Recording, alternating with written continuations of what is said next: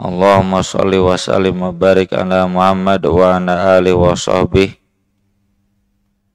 wa man tabi'ahum bi ihsan, amma ba'd. Babus syafa'ah, bab tentang syafaat. Konteks syafaat dalam akhlak beda dengan syafaat dalam akidah, meski ya banyak persamaannya. Kalau syafaat dalam akidah, nanti Nabi menjadi pihak kedua yang memohonkan ampunan untuk kita, yang memohonkan untuk kita agar segera masuk surga bagi orang yang solih. Kalau bagi orang yang durhaka, dikeluarkan dari neraka. Posisi Nabi sebagai syafaat dan pemberi izinnya adalah Allah. Kalau syafaat dalam konteks akhlak, kita menjadi perantara dalam kebaikan, ya sama dengan Nabi SAW dalam konteks hari akhir. Umatnya membutuhkan bantuan Nabi untuk memohonkan ampunan. Arti asal syafaat itu dari syaf'un. Syaf'un itu genap. Wasyaf'i wal watr. Syaf'un itu syafaat itu kebalikan dari witir. Kalau witir ganjil, kalau syafaat genap. Ya. Jadi artinya syafaat ini menjadi orang kedua. Sebaliknya ganjil berarti sendiri. Syafaat itu kita memposisikan diri sebagai orang kedua dari orang yang sendirian. Untuk apa? Untuk apapun. Apakah itu membantu langsung atau mencarikan bantuan untuk orang yang sendirian itu. Nah, ini konteks syafaat di dalam akhlak. Ya, di dunia berlakunya, di akhirat nggak mungkin kecuali yang diberi izin oleh Allah. Ya, kita memang nanti umat Islam bisa menjadi pemberi syafaat kepada saudara kita dan izin Allah. Tapi dalam konteks akhlak ini berlakunya sekarang di dunia. Ayat Quran yang dijadikan dalil oleh Imam An-Nawawi, surat An-Nisa 58. A'udzu billahi minasyaitonir rajim. May yashfa' syafa'atan hasanatan yakul lahu nasibum minha.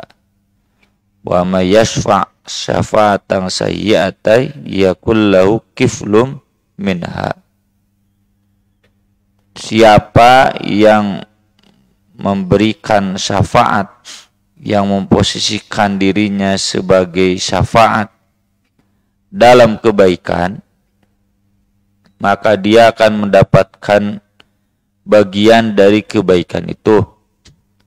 Demikian juga siapa yang memosisikan dirinya sebagai penggenap, sebagai pembantu, sebagai penolong dalam kejelekan, maka dia akan ikut kiflum minha, ikut menanggung dosanya, dosa kejelekannya. Syafaatan hasanan maknanya seperti tadi, kita menjadi orang kedua dari orang yang sendirian, baik itu membantu langsung atau kita mencarikan bantuan. Contoh dalam konteks fakir miskin yang butuh bantuan pengobatan, butuh ke rumah sakit, posisi kita sebagai syafaat itu artinya membantu dia membawa ke rumah sakit, kita biayai, ya.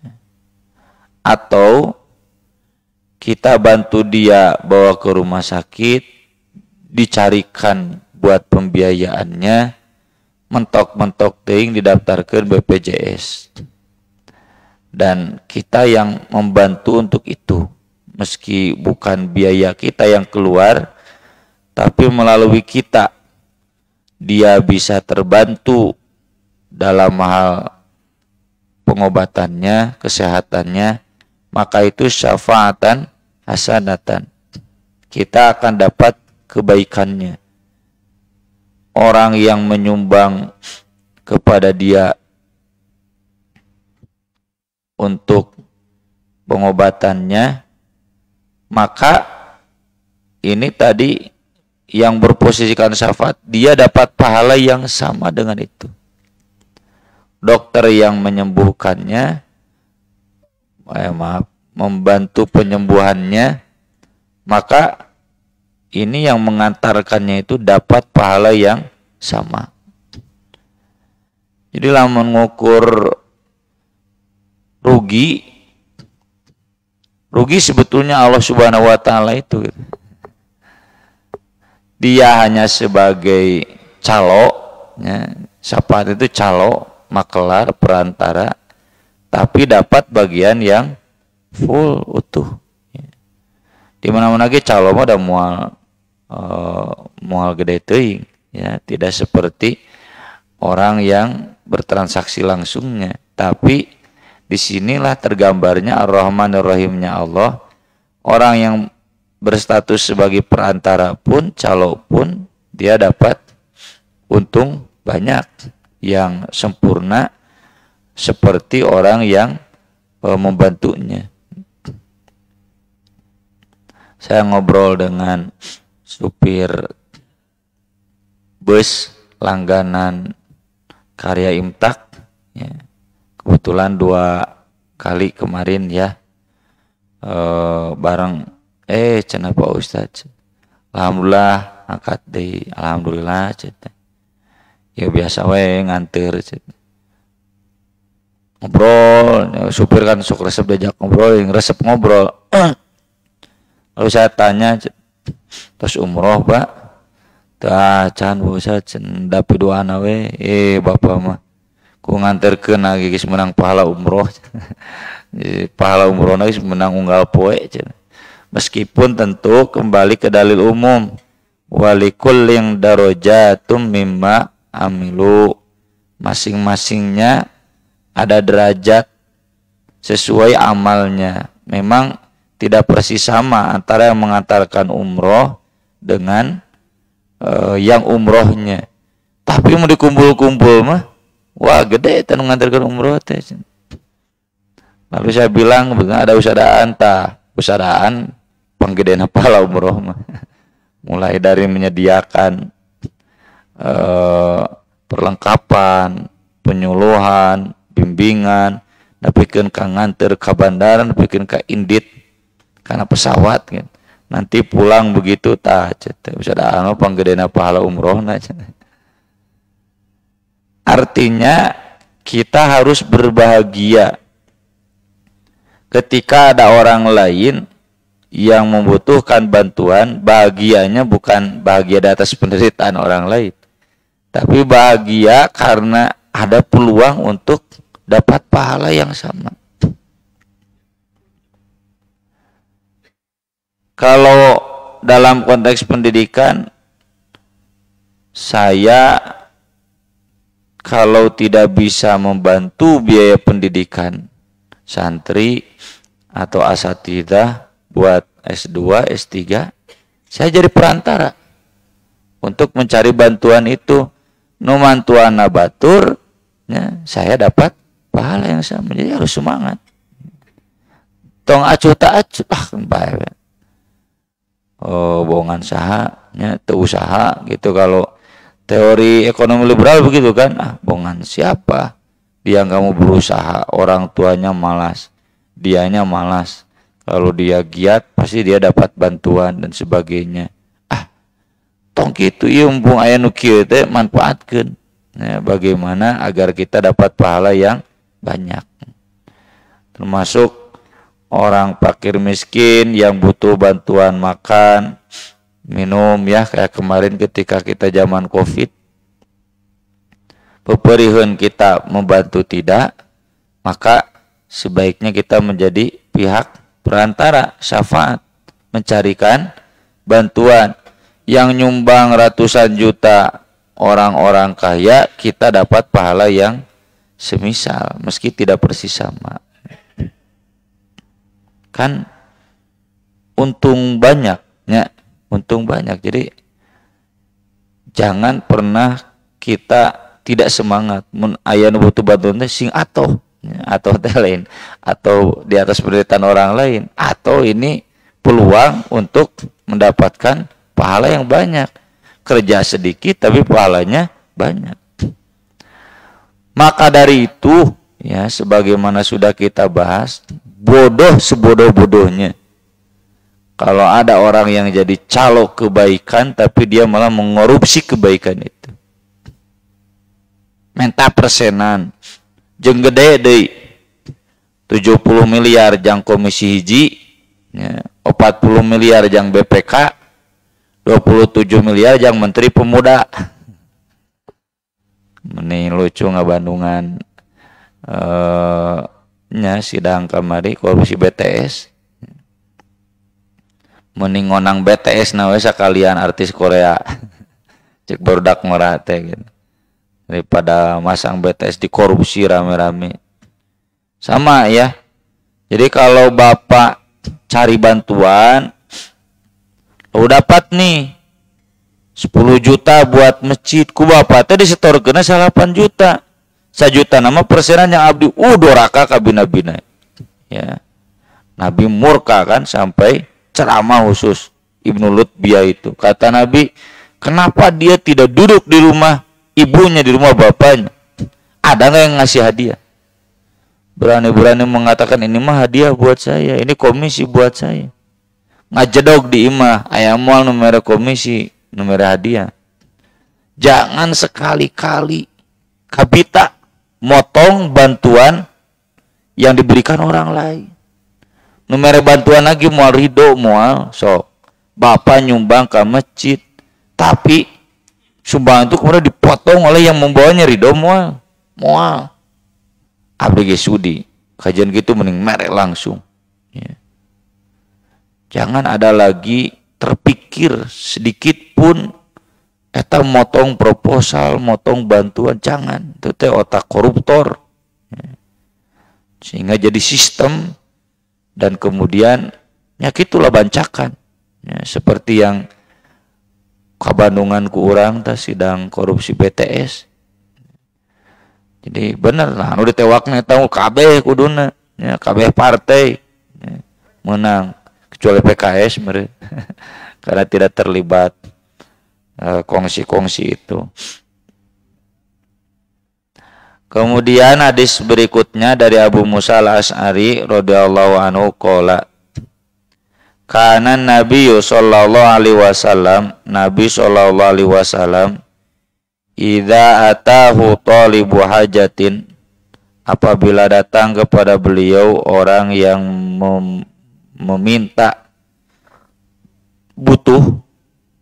meminta sesuatu karena butuh untuk memenuhi kebutuhannya, aqbala ala julasaihi, beliau menghadap kepada yang ada di majelisnya. Isfa'u, silahkan jadilah kalian pemberi syafaat ya. Syafaat itu tadi mau bantuan langsung, mau dia mencarikan bantuan untuk orang itu. Tu'jaru, kalian pasti akan diberikan pahala. Wa yaqdillahu ala lisani nabiyhi ma ahabba, dan Allah akan memutuskan melalui lisan nabinya apa yang dia cintai, yang dia sukai. Dalam riwayat lain masya'a, apa yang dia kehendaki. Maksudnya tetap ya, mau yang mencari bantuan, yang dicarikan bantuan, jangan lupa dari takdir Allah. Jangan kemudian kita merendahkan, meremehkan, menghina, menyepelekan orang yang mencari bantuan karena tidak berhasil. Wah cenah panitiana ieu mah kudu diganti kabeh. Teu balener padahal panitia sudah bekerja keras. Gantilah cenah. Hese beresna masjid, pesantren, bangunan teh cenah. Ganti. Ya, mungkin belum ditakdirkan ya. Kalau memang ada bukti kemaksiatan nggak jadi soal. Tapi kalau sampai lupa bahwa ada takdir, geus berusaha takdir can meunang mah moal meunang. Termasuk yang mencari bantuan, jangan lupa takdir. Ini hakikatnya adalah takdir Allah, tidak kemudian menjadi pamer. Wah, ini masjid kalau dulu bukan saya yang bagian cari dananya, nah itu dia lupa bahwa Allah yang memutuskan apa yang dia kehendaki, termasuk yang diberi bantuan. Memang adabnya kita harus berterima kasih kepada yang memberi bantuan, baik itu yang sebagai perantaranya, baik itu yang memberi bantuannya langsung. Tapi tetap kita harus ingat bahwa segala sesuatunya itu hakikatnya dari Allah. Syukurnya syukur ke Allah, bukan hanya syukur kepada manusianya. Kata Allah kan di surat Luqman, anishkurli waliwa lidai, syukur kepadaku dan baru syukur kepada orang tuanya. Jadi syukur kepada manusianya disyariatkan, tapi dahulukan syukur kepada Allah. Kadang aduh gimana ya mau membalas kebaikan, tapi kun kok bro-broan hari ka Allah hari-hari ya. Bagaimana syukur kepada Allah? Kata Nabi Muhammad SAW, orang abdan syakuron itu Nabi Dawud ya. Sholatnya sudah sholat Dawud, saumnya sudah saum Dawud. Minimal kita mendekati itu, memperbanyak amal sunat sebagai bentuk syukur kita kepada Allah. Jadi bantuan teh adon anger we ngedul ibadah ngan mulang tarima kepada orang yang memberikan bantuan saja cukup, itu salah itu ya. Nggak nyadar dia bahwa itu adalah takdir dari Allah. Harusnya diberi bantuan itu bukan hanya berterima kasih kepada yang mencarikan bantuan, tapi juga semakin soleh, ningkat ibadah saumna, ningkat ibadah sholatna. Hadis berikutnya dari Ibnu Abbas radhiyallahu anhuma fi qissati Barirah wa zawjiha, tentang kisah Barirah dan suaminya. Qala lahan Nabi sallallahu alaihi wasallam, Nabi sallallahu alaihi wasallam bersabda kepada Barirah, lau raja'tihi, seandainya saja kamu rujuk dengan suami kamu. Qalat ya Rasulullah ata'muruni, Rasulullah punten, apakah ini instruksi? Kalau instruksi kan harus amina wa ta'na. Kata Rasul, innama ana asfa'u, saya hanya sebagai perantara. Ente cenah ieu mah, saya sebagai perantara dari mantan suami kamu yang ingin rujuk dengan kamu. Kata Barirah, la hajatali fi, saya udah enggak cinta, udah enggak butuh kepada mantan suami saya. Geus teu aya duriat, udah enggak ada minat.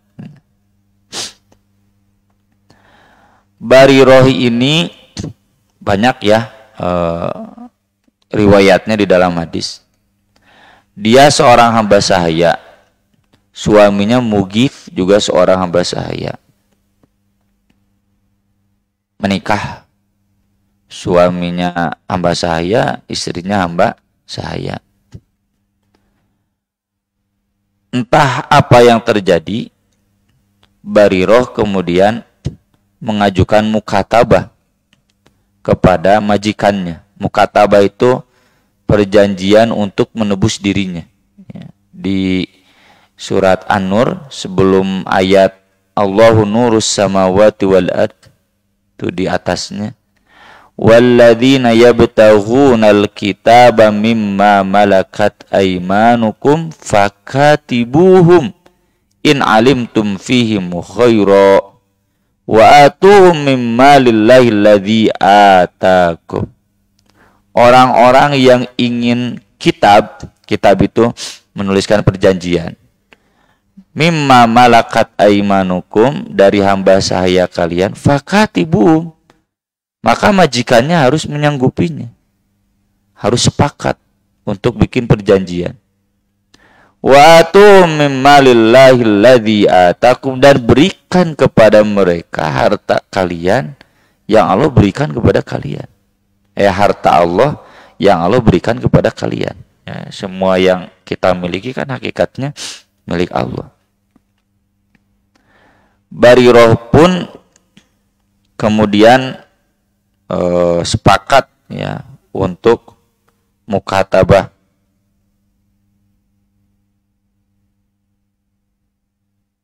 Sana muka chat, muka hadis.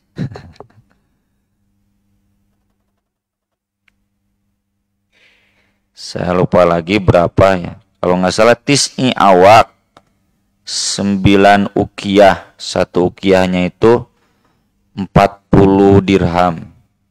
4 kali salapan berarti 360 ya. 360 dirham itu berarti 36 dinar. 36 dinar itu kali 4 juta. Seberapa Bu? 132 juta. 132 juta. Dibayar dalam waktu 9 bulan atau 9 tahun, saya lupa lagi. Jadi kata majikan, sok asal kamu mampu menebus diri sebesar 132 juta. Nah, Bariroh kemudian cari bantuan. Dan datangnya itu ke Aisyah. Kata Aisyah, mangga. Nah ini, ya istri Nabi. Di Al-Quran kan ada. Wa idza sa'altumuhunna mata'an fas'aluhunna min wara'i hijab. Kalau kalian minta mataan itu uang, barang, makanan ke istri-istri Nabi, mintalah dari balik hijab. Entong pareup-pareup kieu ke istri Nabi mah di balik tirai, di balik ruangan, ya, istri Nabi di jero, orang di luar gitu. Kenapa ada ayat itu? Karena memang istri Nabi sudah biasa diminta. Jadi lamun istri bapak sok disuungkeun ku tatangga, sunnah teh. Sunnah Nabi. Kenapa ke istri Nabi nggak ke Nabi? Segan atuh. Ya. Segan sok. Tetangga minta langsung ke Pak Haji, segan. Ka Bu Haji nama moal. Tak lamun ka Pak Haji wani ka Bu Haji teh tak berarti Bu Haji teh pedit judes teh. Dora kagede berarti al-bakhilu aduwullah. Aya kan begitunya. Ka Pak Hajina wantun ka istrina harusnya terbalik, harusnya ke suaminya segan, ke Nabi, nah beraninya itu ke istrinya. Ini juga Bariroh begitu, datang ke Aisyah, minta bantuan. Ini memang nggak saya temukan ya, nggak saya temukan di keterangan hadisnya. Cuma ya mah prediksi liar saya saja.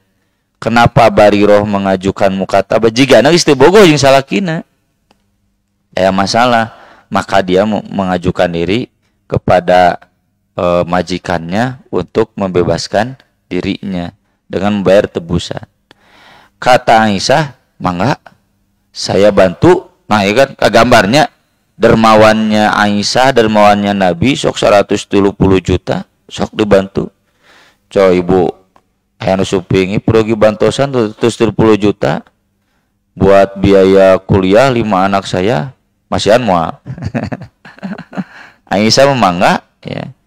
Tapi kata Aisyah, hak wala kamu ada di saya, bukan di majikan kamu. Jadi gini Pak Bu, mukatabah itu kan hamba sahaya bikin perjanjian dengan majikannya untuk membebaskan dirinya. Nah, ketika dia bebas, maka walanya itu ke majikannya. Wala itu hubungan waris nantinya.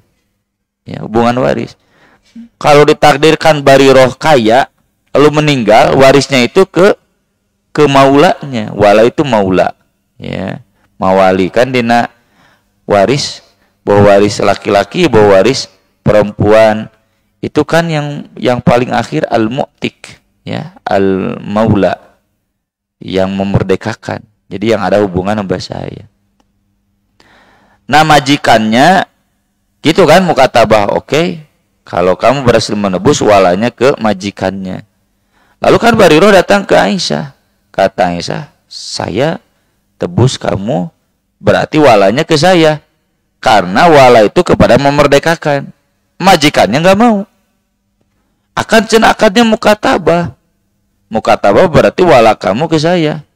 Ini kemungkinan majikannya tahu potensi Bariroh, ya, pinter dagang meren, pinter bekerja, orang yang bagus bekerja, bagus dagangnya kan pibengareun. Ya. Patugeng-tugeng sampai dilaporkan ke Nabi. Nabi sampai naik mimbar, dibahas itu ceramah. Kata Nabi, ma balu qaumin yastarituna syurotan laisa fi kitabillah. Kenapa ada beberapa orang yang berani membuat syarat yang tidak ada dalam kitab Allah? Nggak boleh. Ya. Wa in kana mi'ata syartin, meskipun 100 syarat, kalau tidak ada dalam kitab Allah haram. Kata Nabi, innamal wala'u liman a'taqa. Hak wala itu bagi yang memerdekakan. Dan kata Nabi kepada Aisyah, istariha, ganti akadnya, kamu yang membeli Bariroh, wastariti lahumul wala, beritahukan kepada mereka walanya milik kamu. Nurut dunungan Bariroh. Jadi jadinya Bariroh ini dibeli oleh Aisyah, lalu dimerdekakan oleh Aisyah. Maka walanya sudah bukan lagi ke majikannya, karena akadnya sudah bukan lagi mukatabah, tapi akadnya sudah dimerdekakan oleh Aisyah. Seorang hamba sahaya yang merdeka itu berhak khiyar. Kadenya khiyarna khiyar dalam pernikahan. Ada khiyar dalam ekonomi, ada khiyar dalam pernikahan. Kalau khiyar dalam ekonomi, hak untuk membatalkan perdagangan transaksi. Atau hak untuk mengembalikan. Kalau saya beli HP, saya berhak untuk mengembalikan. Tidak jadi. Pernah saya beli laptop, ternyata biru, biru bahaya, berarti rusak mesinnya. Ya. Tapi alhamdulillah tukang dagangnya jujur, soleh, dah santri, ya, alumni pajagalan. Maka Ustaz, dikembalikan utuh. Nah itu khiyar. Khiyar dalam jual beli. Kalau khiyar dalam pernikahan, hak untuk membatalkan pernikahan. Ya. Di antaranya suami yang masuk Islam, istrinya 10 kan ada geilan, wayahna anu genep diceraikan. Jadi dibatalkan pernikahannya. Atau ada masuk Islam lalu ternyata istrinya suami istri, kakak beradik, kan nggak boleh. Ya. Istrinya 2, kakak beradik nggak boleh, kecuali turun karanjang metena naon, nikah sama kakaknya meninggal lalu nikah sama adiknya nggak apa-apa, itu mah kayak Utsman bin Affan nikah sama Ummu Ruqayyah meninggal, nikah sama Ummu Kulsum meninggal juga. Ya. Jadi nah yang diantaranya yang ketiga khiyar itu kalau punten suaminya lemah syahwat. Itu oleh Umar bin Khattab diberikan waktu 1 tahun keur ningkatkeun stamina. Ya. Mun anggar keneh perempuannya boleh mengajukan pembatalan nikah. Ya. Kemudian yang keempat, yang tertipu etama mau istrinya mau suaminya katipu naon, si orang geus teu parawan gitu. maka dia boleh mengajukan ganti rugi kepada yang menipunya. Nah, eta mamitohana atau temannya yang menutup-nutupinya. Ada itu, ya, terjadi bab rumah tangga malah nya 1000 hiji kasusna gitu, aya wae. Nah, di antaranya kalau seorang hamba sahaya merdeka, dia berhak khiyar dari suaminya yang masih hamba sahaya. Maka Bariroh memilih itu. Kata Nabi SAW kepada Ibnu Abbas, ini kan riwayat Ibnu Abbas. Jangan. Ibnu Abbas itu kan ketika Nabi wafat usianya baru 13 tahun. Jadi merenya umur 12-13. Jangan. Tingali menikarunyanya gitu. Ata'jabina min amri Bariroh. Ata'jabina itu bukan takjub bungkul, maksudnya aneh. Apa kita ya tertarik perhatian kita. Jadi kalau dalam konteks ini karunyanya mugith, dia sampai mengikuti Bariroh ke gang-gang kecil sambil menangis sampai basah bajunya karena berharap Bariroh tidak menceraikan dia. Jadi gitu, khiyar teh, istri berhak menceraikan suami. Iya jika ya, kenapa dia mengajukan mukatabah istri bogoh ka salakina, ya, sampai dia udah merdeka, bener. Nah, ini yang Nabi lihat. Niting-tingan cenah Bariroh. Kan Bariroh dimerdekakannya oleh siapa? Oleh Nabi kan? Ya ku Aisyah, kan Aisyah uangnya dari Nabi. Dah Aisyah mah teu usaha. Aisyah kan dapat nafkah dari Nabi. Mun bahasa kita nya maneh teh kan kamu kan dimerdekakan oleh saya. Udah atuh rujuk. Makanya Bariroh nanya dulu, Nabi ini teh perintah instruksi? Bukan. Ya karunya we atuh cenah. Kepada Mugith. Udah kamu rujuk aja. Kok cerai begitu? La hajata li fi. Saya udah enggak cinta lagi. Ya, ini yang jarang diekspos oleh para aktivis feminis, ya, orang liberal dari kaum perempuan yang sering mengatakan bahwa perempuan tuh tidak punya kekuatan di rumah tangga, tidak punya hak untuk menentukan rumah tangga. Ada. Ini diantaranya, mun ibu bener geus teu bogoh, teu nanaon. Ya. Berhak, tapi syaratnya kembalikan mas kawinnya. Gitu. Jadi bukan bapak saja yang berhak menceraikan, ibu pun berhak menceraikan. Istilahnya kan gugat cerai. Tapi kembalikan mas kawinnya. Dan bapak sabogo-bogona, kata Nabi, Iqbalil hadiqoh thumma tolik hatat likotan. Itu kan? Ya.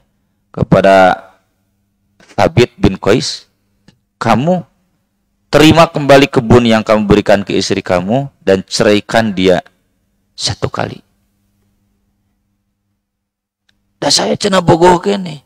Dan kata istrinya, Nabi, suami saya Thabit bin Qais nggak ada cacat akhlak, nggak ada cacat soleh kabina-bina. Tapi setiap kali pun dan bu hubungan intim, saya cenah yang nyiduhan wae, maksudnya nggak puas.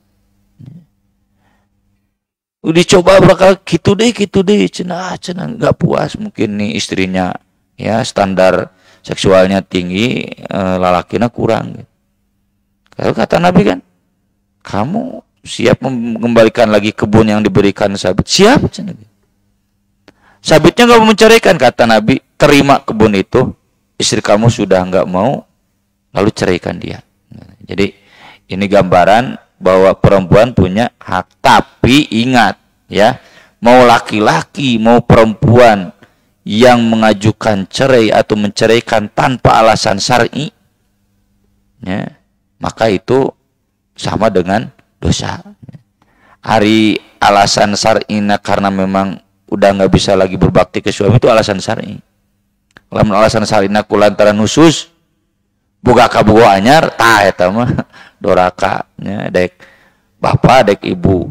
Bapak memboga kabogo anyar tong dicarikeun nu kolot. Dua we Pak. Lamun teu geus tong sok bobogohan, doraka bobogohan.